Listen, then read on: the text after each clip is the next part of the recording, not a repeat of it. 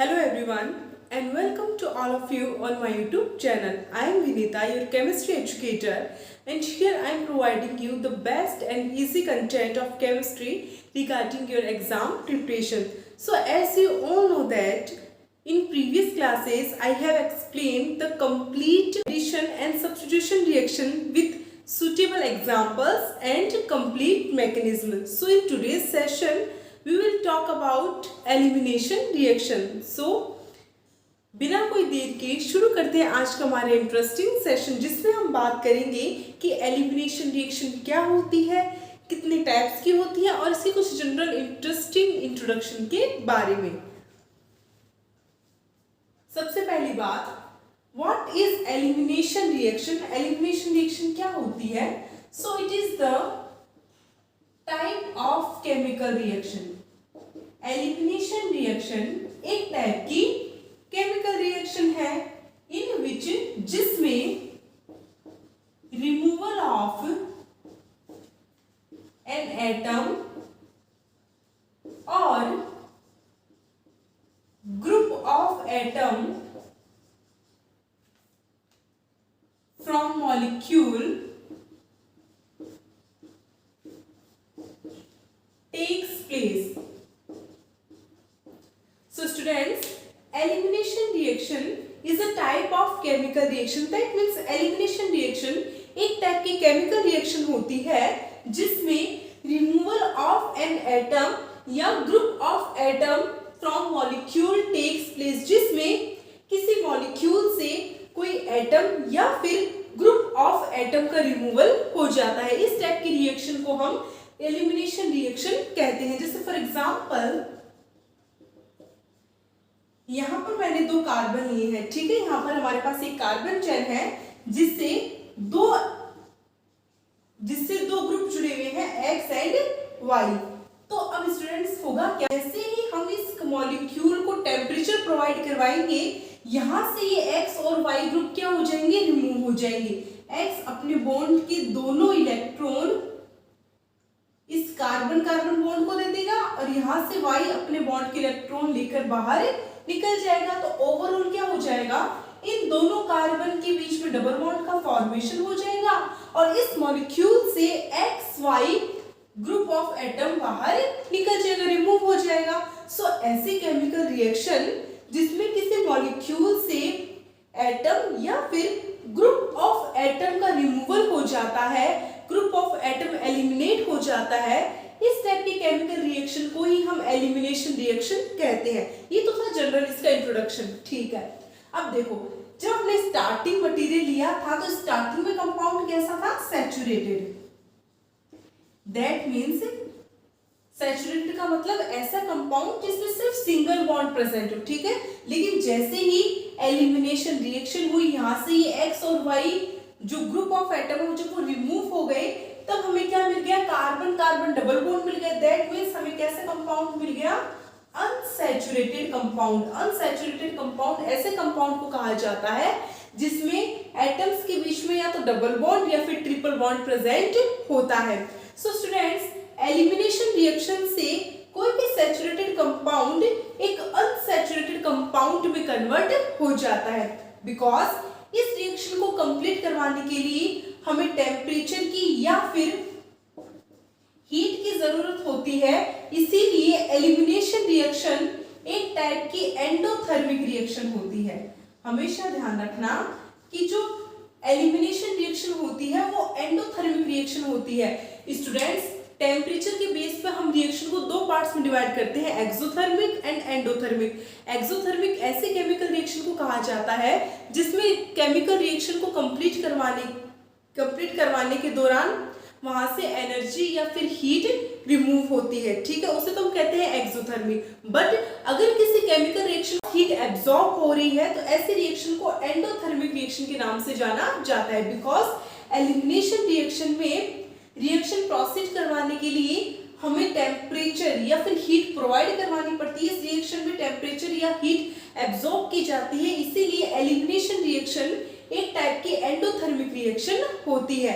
Elimination reaction में कोई भी सैचुरेटेड कंपाउंड अनसैचुरेटेड कंपाउंड में कन्वर्ट हो जाता है। तो स्टूडेंट्स, एलिमिनेशन रिएक्शन में जाता है। अब बात ये आती है कि जो x और y ये क्या है, ऐसे ग्रुप जिनका एलिमिनेशन हो जाएगा।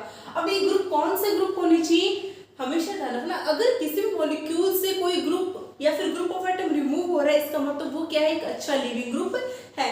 किसी भी मॉलिक्यूल से वही ग्रुप इजीली एलिमिनेट हो सकते हैं जो अच्छे लिविंग ग्रुप हो। दैट मींस यहाँ पर जो एक्स वाई है ये दोनों ही क्या है, गुड लिविंग ग्रुप है। ठीक है, अब बात ये आती है कि ये एक्स और वाई जो कि बहुत अच्छे लिविंग ग्रुप है, ये कौन कौन से हो सकते हैं। तो देखो ध्यान रखना, एलिमिनेशन रिएक्शन में होता क्या है कि एक लिविंग ग्रुप तो अपने बॉन्ड के इलेक्ट्रॉन देगा और दूसरा लिविंग ग्रुप बॉन्ड के इलेक्ट्रॉन लेगा और यहां से रिमूव हो जाएगा, जिससे कार्बन कार्बन के बीच में डबल बॉन्ड आ जाएगा और एक्स वाई ग्रुप बाहर निकल जाएगा।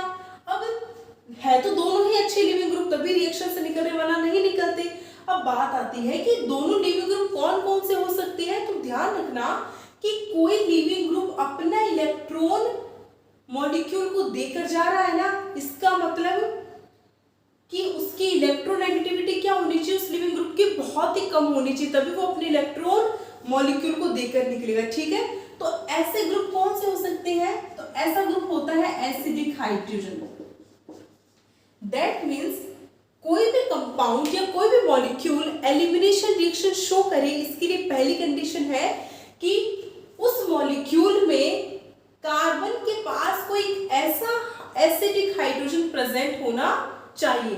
कोई मॉलिक्यूल एलिमिनेशन रिएक्शन शो करे, इसके लिए स्टूडेंट्स प्रॉपर कंडीशन क्या होती है कि उस मॉलिक्यूल में एक लिविंग ग्रुप तो क्या होना चाहिए, एसिडिक हाइड्रोजन होना चाहिए। ठीक है, तो एक तरफ तो एसिडिक हाइड्रोजन प्रेजेंट होना चाहिए और सेकंड कार्बन पर या फिर उसी कार्बन पर दूसरा कोई लिविंग ग्रुप प्रेजेंट होना चाहिए। वो लिविंग ग्रुप कौन सा हो सकता है, वो लिविंग ग्रुप एजाइड हो सकता है, N3 N2+ हो सकता है, इसके अलावा chlorine, bromine, iodine, R2S+, R3N+, ठीक है, OTS, बहुत सारे ऐसे अच्छे लिविंग ग्रुप हैं जो अगर किसी रिएक्शन में प्रेजेंट होते हैं तो जैसे ही रिएक्शन होगी तो वहां से रिमूव हो जाएगी। ठीक है, तो किसी भी केमिकल रिएक्शन में, एलिमिनेशन रिएक्शन में कोई कंपाउंड एलिमिनेशन रिएक्शन शो करे, इसके लिए प्रॉपर कंडीशन ये होती है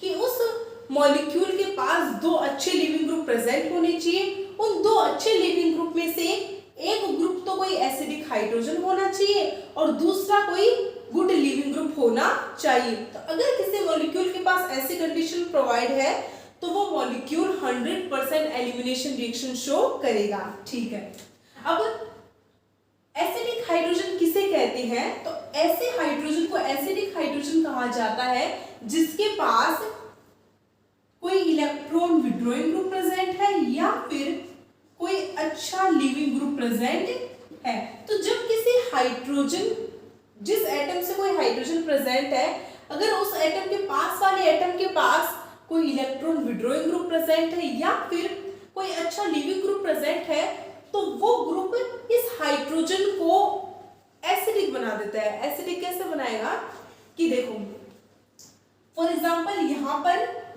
जैसे कि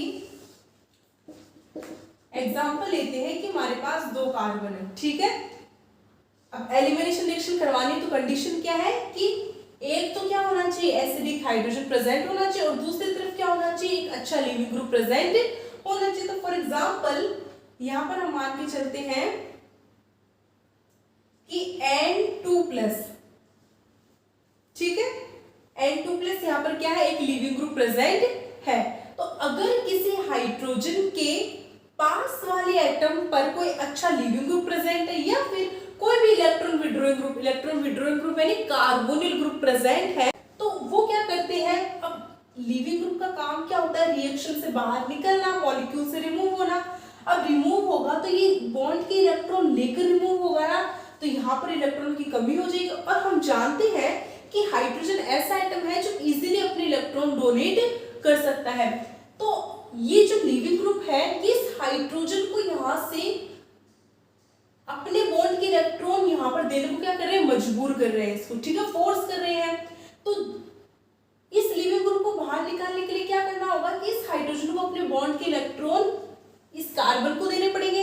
जैसे ही हाइड्रोजन अपने बॉन्ड के इलेक्ट्रॉन इस कार्बन को देगा, वैसे ही लिविंग ग्रुप अपने इलेक्ट्रॉन लेकर बाहर निकल जाएगा।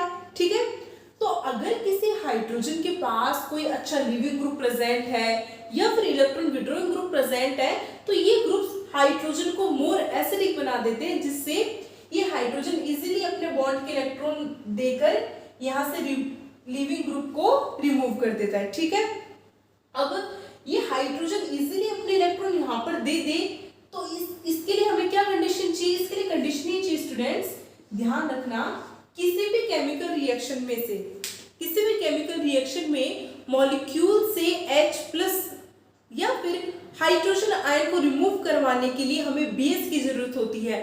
यहाँ से H+ बाहर निकलेगा, तो H+ को बाहर निकालने का काम कौन करता है? बेस। ध्यान रखना, बेस का काम होता है H+ यानी प्रोटॉन को एब्स्ट्रैक्ट करना। तो स्टूडेंट्स, जैसे अदर रिएक्शंस में हमने देखा था ना कि भाई रिएक्शन को प्रोसेस करवाने के लिए कहीं हमें न्यूक्लियोफाइल की जरूरत पड़ रही थी, तो कहीं इलेक्ट्रोफाइल की। ठीक वैसे ही एलिमिनेशन रिएक्शन प्रोसेस करवाने के लिए हमें बेस की जरूरत पड़ती है। बेस क्या करता है? बेस के पास कैपेसिटी होती है, टेंडेंसी होती है कि किसी भी रिएक्शन में से H+ आयन को बाहर निकालता है। तो जैसे हम इस रिएक्शन में बेस डालेंगे, बेस क्या करेगा? यहाँ से इस हाइड्रोजन पर टेक करेगा, क्योंकि ये हाइड्रोजन कैसा है? एसिडिक है। तो जैसे ही बेस यहाँ पर इस हाइड्रोजन पर टेक करेगा, हाइड्रोजन अपने बॉन्ड के इलेक्ट्रॉन कार्बन को दे देगा और यहाँ से लिविंग ग्रुप अपने बॉन्ड के इलेक्ट्रॉन देकर बॉन्ड के इलेक्ट्रॉन लेकर यहाँ से रिमूव हो जाएगा और हमें प्रोडक्ट क्या मिल जाएगा? कार्बन कार्बन डबल बॉन्ड मिल जाएगा। और यहाँ से क्या रिमूव हो गया? एक तो नाइट्रोजन गैस रिमूव हो गई और साथ में बेस के साथ ये हाइड्रोजन रिमूव हो गया। ठीक है, सो एलिमिनेशन रिएक्शन को प्रोसेस करवाने के लिए हम बहुत सारे मैकेनिज्म का यूज करते हैं। तो इन्हीं मैकेनिज्म के बेस पर एलिमिनेशन रिएक्शन 2 टाइप्स की होती है। देखो, वैसे देखा जाए तो एलिमिनेशन रिएक्शन 3 टाइप्स की भी होती है। एक तो होती है alpha elimination reaction, second is beta elimination reaction और थर्ड आती है गामा एलिमिनेशन रिएक्शन।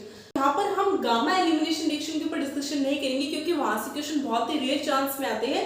सबसे ज्यादा क्वेश्चन अल्फा और मैक्सिमम चांसेस रहते हैं बीटा एलिमिनेशन से क्वेश्चन आने की। ठीक है, तो इस पर्टिकुलर वीडियो में हम अल्फा एलिमिनेशन और बीटा एलिमिनेशन के ऊपर डिटेल में डिस्कशन करेंगे। तो elimination reaction most probably 2 types की होती है, alpha elimination and beta elimination. Alpha elimination का मतलब होता है कि अगर किसी मॉलिक्यूल में से 2 लिविंग ग्रुप का एलिमिनेशन अल्फा कार्बन से होता है या फिर सेमी कार्बन से होता है, तो ऐसे एलिमिनेशन को हम अल्फा एलिमिनेशन कहते हैं। तो इसको हम क्या लिखेंगे कि if removal of 2 leaving group takes place from same carbon, that means alpha carbon, then this type of elimination is called alpha elimination। जैसे कि फॉर एग्जाम्पल ये एक कार्बन, ठीक है, अब एलिमिनेशन रिएक्शन हो, आपको पता है कि एलिमिनेशन रिएक्शन में 2 लिविंग ग्रुप रिमूव होते हैं। ठीक है, 2 लिविंग ग्रुप का एलिमिनेशन होता है। अब वो 2 लिविंग ग्रुप अगर एक ही कार्बन पर प्रेजेंट हैं,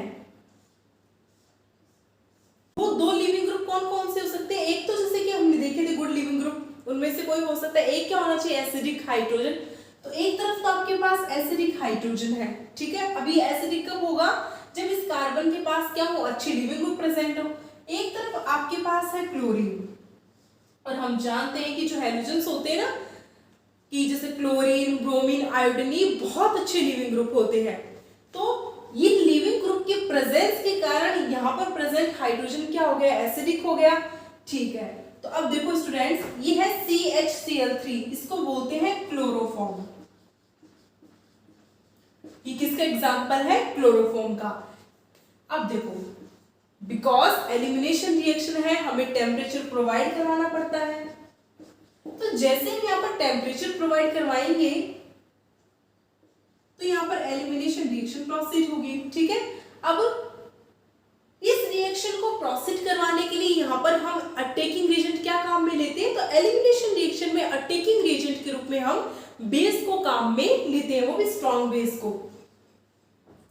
तो फॉर एग्जांपल जैसे हमने यहाँ पर कोई भी बेस डाला, जैसे कि हमने OMe बेस डाला है यहाँ पर, ठीक है। अब बेस क्या काम करेगा, हाइड्रोजन को एब्स्ट्रैक्ट करेगा। ध्यान रखना बेस का काम क्या होता है, हाइड्रोजन को H+ को एब्स्ट्रैक्ट करना। बेस डाला, बेस क्या करेगा, इस H हाइड्रोजन पर अटैक करेगा। तो जैसे ही बेस ने हाइड्रोजन पे अटैक किया, हाइड्रोजन अपने बॉन्ड के इलेक्ट्रॉन किसको दे देगा, इस कार्बन को दे देगा। तो यहाँ पर कार्बन पर तो नेगेटिव चार्ज आ गया और ये रहे कार्बन से 3 क्लोरीन ग्रुप जुड़े हुए हैं, ठीक है। तो जैसे ही कार्बन पर नेगेटिव चार्ज आया, बिकॉज कार्बन के पास लिविंग ग्रुप प्रेजेंट है ना, तो जैसे ही हाइड्रोजन अपने इलेक्ट्रॉन कार्बन को देगा, जैसे ही कार्बन पर नेगेटिव चार्ज आ जाएगा, वैसे ही यहाँ से क्या होगा, chlorine as a leaving group बाहर निकल जाएगा। क्यों, क्योंकि chlorine is a good leaving group. तो प्रोडक्ट क्या बन गया, ये कार्बन, कार्बन से 2 क्लोरीन जुड़े हुए हैं और कार्बन पर कैसा चार्ज है, नेगेटिव। दैट मीन्स ये 2 इलेक्ट्रॉन, 2 फ्री इलेक्ट्रॉन प्रेजेंट है कार्बन के पास। तो अगर कार्बन के पास 2 सिंगल बॉन्ड प्रेजेंट हो प्लस 2 फ्री इलेक्ट्रॉन प्रेजेंट हो, तो कार्बन की ऐसी स्पीशीज को कार्बीन कहा जाता है, ठीक है। तो ये हमें प्रोडक्ट के रूप में क्या मिल गई, कार्बीन मिल गई। अब इसका नाम क्या होगा, तो यहाँ पर 2 क्लोरीन है ना, तो इसको बोलेंगे डाइक्लोरोकार्बीन, ये इसका नाम हो गया। और बिकॉज यहाँ पर दोनों हाइड्रोजन और क्लोरीन दोनों लिविंग ग्रुप सेम ही कार्बन से रिमूव हुए हैं, सेम ही कार्बन से एलिमिनेट हुए हैं, तो इस टाइप के एलिमिनेशन को हम अल्फा एलिमिनेशन कहते हैं। अल्फा एलिमिनेशन से हमेशा कार्बीन प्रोडक्ट का फॉर्मेशन होता है। सो अल्फा एलिमिनेशन कार्बीन का फॉर्मेशन करने के लिए एक बेस्ट मेथड भी है। तो अब इतना ध्यान रखना कि अल्फा एलिमिनेशन से आपको क्या मिलेंगे, मोस्ट प्रोबेबली कार्बीन मिलेंगी। सेकेंड टाइप है बीटा एलिमिनेशन।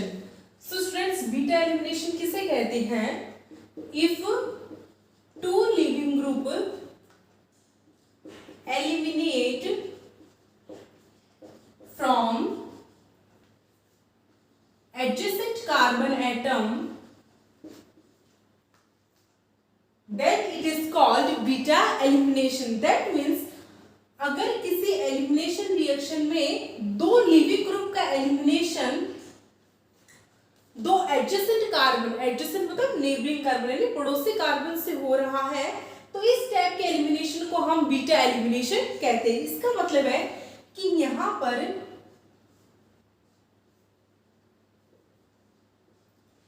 पर एक कार्बन के पास तो क्या प्रेजेंट होगा, एसिडिक हाइड्रोजन, और दूसरे कार्बन के पास क्या प्रेजेंट होगा, एक अच्छा लिविंग ग्रुप। जैसे फॉर एग्जांपल यहाँ पर हमने ब्रोमीन ले लिया, ठीक है। अब देखो, जैसे ही इसकी रिएक्शन हम किसी बेस के साथ करवाएंगे, बेस का काम क्या है, एसिडिक हाइड्रोजन को रिमूव करना। तो बेस अटैक करेगा हाइड्रोजन पर, हाइड्रोजन अपने बॉन्ड के इलेक्ट्रॉन यहाँ पर कार्बन को दे देगा, और यहाँ से ब्रोमीन जो कि एक अच्छा लिविंग ग्रुप है, वो अपने बॉन्ड के इलेक्ट्रॉन लेकर बाहर रिमूव हो जाएगा। प्रोडक्ट क्या मिलेगा, ये कार्बन और ये कार्बन, इनके बीच में क्या आ जाएगा, एक डबल बॉन्ड आ जाएगा, ठीक है। और यहाँ से एक तो Br- निकल जाएगा और एक बेस हाइड्रोजन लेकर बाहर निकल जाएगा, ठीक है। सो बिकॉज देखो, जिस कार्बन से कोई सब्स्टिट्यूएंट या कोई भी फंक्शनल ग्रुप जुड़ा रहता है उसे तो हम अल्फा कार्बन कहते हैं। यहाँ से ब्रोमीन इस कार्बन से जुड़ा है, तो ये तो अल्फा कार्बन, और अल्फा कार्बन के पास वाले कार्बन को हम बोलते हैं बीटा कार्बन, ठीक है। सो बिकॉज यहाँ पर 2 लिविंग ग्रुप का एलिमिनेशन 2 एडजेसेंट कार्बन एटम से यानी अल्फा और बीटा कार्बन एटम से हुआ है, इसीलिए इसे बीटा एलिमिनेशन या फिर इसे अल्फा बीटा एलिमिनेशन के नाम से भी जाना जाता है। अल्फा बीटा एलिमिनेशन से आपको always alkene as a product मिलती है। सो स्टूडेंट्स, ऑर्गेनिक केमिस्ट्री में से बहुत सारे कंपाउंड्स होते हैं जो एलिमिनेशन रिएक्शन प्रोसीड करवाते हैं, ठीक है। और जनरली देखा जाए तो elimination reaction haloalkanes that means alkyl halide और अल्कोहल्स के द्वारा शो करवाई जाती है, यानी आपको एलिमिनेशन रिएक्शन ज्यादातर हेलो एल्केन्स में और अल्कोहल्स में देखने को मिलती है। सो काफी सारे कंपाउंड ऐसे होते हैं जो सब्स्टिट्यूशन रिएक्शन भी शो करते हैं और वही कंपाउंड एक टाइम पर एलिमिनेशन रिएक्शन भी शो करते हैं। सो स्टूडेंट्स, हम कैसे आइडेंटिफाई करेंगे कि कब तो कोई कंपाउंड सब्स्टिट्यूशन रिएक्शन शो करेगा और कब कोई कंपाउंड एलिमिनेशन रिएक्शन शो करेगा? तो चलिए देखते हैं।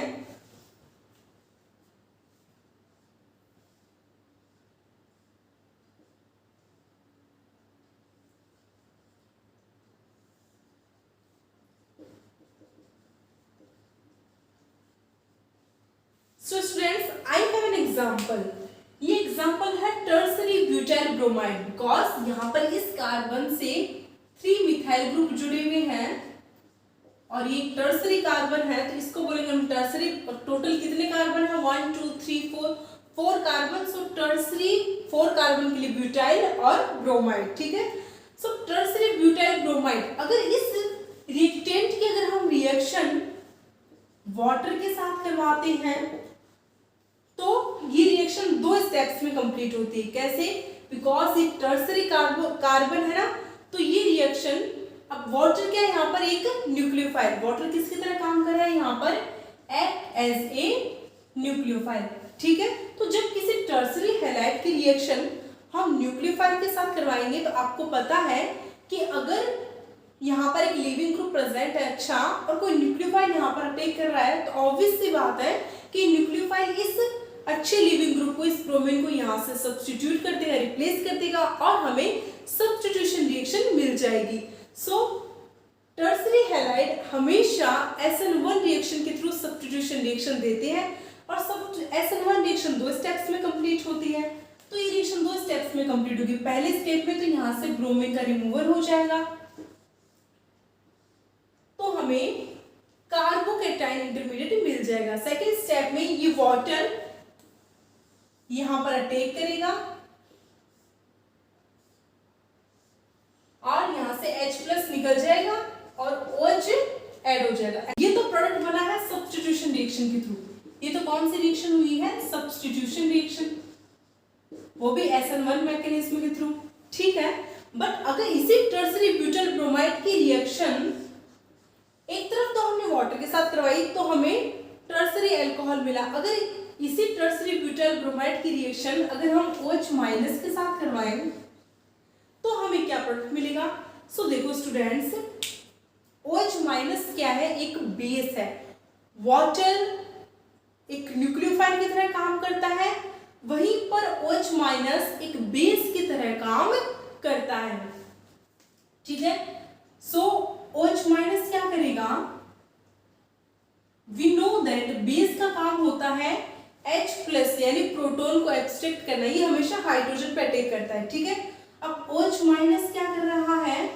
यहां से, बिकॉज तीनों कार्बन सेम है, तो ये यहां से इस हाइड्रोजन पे अटैक करेगा, ठीक है। तो जैसे ही OH- दैट मींस बेस, यहाँ पर OH- किसकी तरह काम कर रहा है? बेस की तरह काम कर रहा है। और बेस का काम होता है H+ को एब्स्ट्रैक्ट करना यानी हाइड्रोजन पे अटैक करना। तो बेस ने जैसे ही हाइड्रोजन पे अटैक किया, हाइड्रोजन अपने इलेक्ट्रॉन यहाँ पर कार्बन को दे देगा और यहाँ से ब्रोमीन का रिमूवल हो जाएगा। तो हमें क्या मिल जाएगा?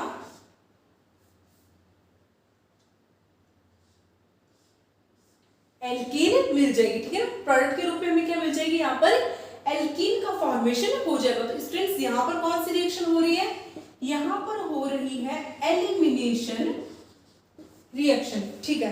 तो एक टाइम पर टर्सरी ब्यूटाइल ब्रोमाइड सब्स्टिट्यूशन यानी SN1 रिएक्शन दे रहा है और एक तरफ tertiary butyl bromide elimination reaction दे रहा है। तो स्टूडेंट्स, एक ही कंपाउंड जब सब्स्टिट्यूशन रिएक्शन भी दी, यानी जहां पर सब्स्टिट्यूशन रिएक्शन की पॉसिबिलिटी भी है और एलिमिनेशन रिएक्शन की पॉसिबिलिटी भी है, तो हम ये कैसे आइडेंटिफाई करेंगे कि कोई कंपाउंड कब तो सब्स्टिट्यूशन रिएक्शन देगा और कब एलिमिनेशन रिएक्शन देगा? तो चलिए इसके लिए देखते हैं substitution versus elimination. So students, weak base की प्रेजेंस में कोई कंपाउंड सब्स्टिट्यूशन रिएक्शन शो करता है जबकि स्ट्रॉन्ग बेस के प्रेजेंस में कोई कंपाउंड एलिमिनेशन रिएक्शन शो करता है। इसका रीजन क्या है कि अगर हम जैसे फॉर एग्जांपल हमने यहाँ पर टर्सरी ब्यूटाइल क्लोराइड लिया है, ठीक है, हमने इसकी रिएक्शन इथेनॉल के साथ करवाई। सो स्टूडेंट्स, अगर किसी रिएक्शन में वीक बेस प्रेजेंट है तो वीक बेस के पास इतनी टेंडेंसी नहीं होती कि वहां से हाइड्रोजन को अब्स्ट्रैक्ट करे और एलिमिनेशन प्रोडक्ट दे, ठीक है। वीक बेस हाइड्रोजन को इजीली एलिमिनेट नहीं कर सकता, हाइड्रोजन पर इजीली अटैक नहीं कर सकता, तो वहां पर तो कौन सी पॉसिबिलिटी होती है, सब्स्टिट्यूशन की। बट अगर किसी रिएक्शन में स्ट्रॉन्ग बेस प्रेजेंट है तो बेस जितना ज्यादा स्ट्रॉन्ग होगा हाइड्रोजन को वहां से एब्स्ट्रैक्ट करना उसके लिए उतना ही इजी हो जाएगा। तो स्ट्रॉन्ग बेस इजीली हाइड्रोजन को एब्स्ट्रैक्ट कर लेगा वहां से और एलिमिनेशन प्रोडक्ट दे देगा, ठीक है। सेकंड क्राइटेरिया,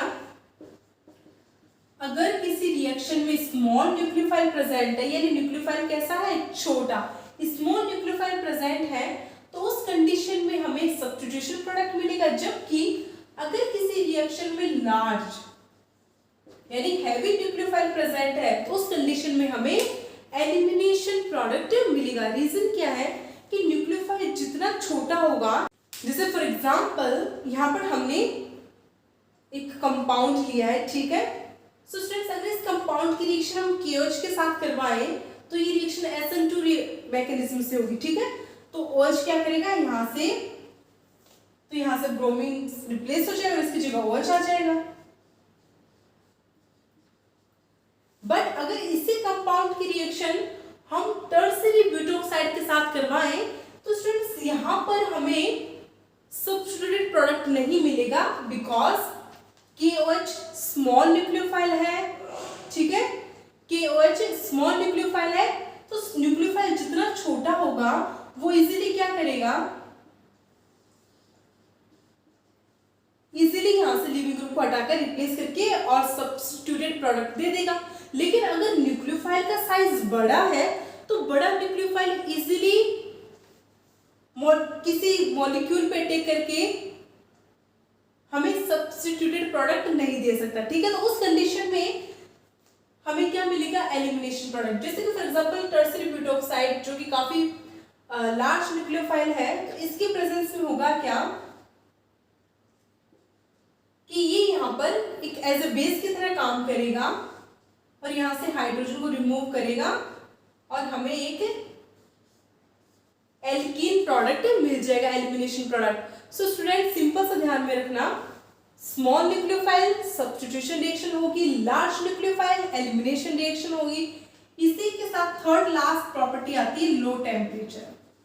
अगर आपको कोई रिएक्शन दे रखी है उसमें अगर आपको लो टेम्परेचर दिया है तो वहां पर सब्स्टिट्यूशन रिएक्शन होगी, और अगर सेम कंपाउंड है और अगर वहां पर आपको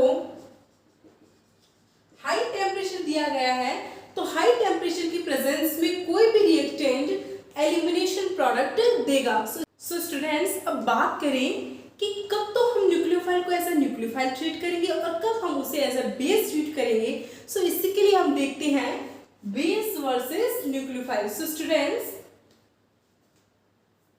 बेस के लिए कंडीशन क्या है, बेस का काम होता है H+ यानी प्रोटॉन को एब्स्ट्रैक्ट करना, यानी बेस तो हाइड्रोजन पर अटैक करता है, वहीं पर न्यूक्लियोफाइल का काम होता है अटैक ऑन कार्बन और इलेक्ट्रोफाइल, यानी न्यूक्लियोफाइल कार्बन पर या फिर इलेक्ट्रोफाइल पर अटैक करता है। Second condition, high electronegative atom base की तरह काम करते हैं, जबकि लेस इलेक्ट्रोनेगेटिव एटम न्यूक्लियोफाइल की तरह काम करते हैं।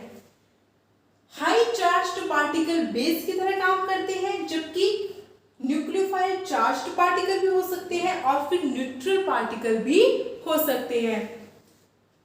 स्मॉल साइज के चार्ज्ड पार्टिकल बेस होते हैं, जबकि लार्ज साइज के एटम्स न्यूक्लियोफाइल की तरह काम करते हैं।